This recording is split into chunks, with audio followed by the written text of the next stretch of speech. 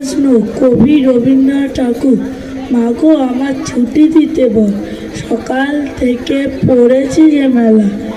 এখন আমি তোমার ঘরে বসে করবো শুধু পড়া পড়া খেলা।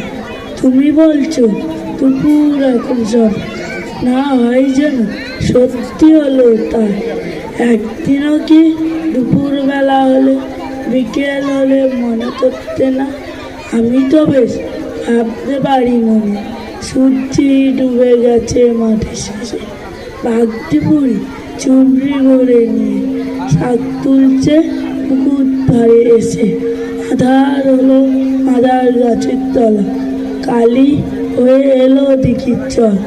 হাটে থেকে সবাই এলো ফিরে, মাঠে থেকে এলো চাষির দল।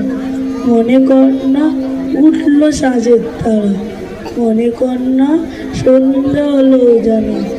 রাতের বেলা দুপুর যদি হয়, দুপুরবেলা রাত হবে না কেন? নমস্কার।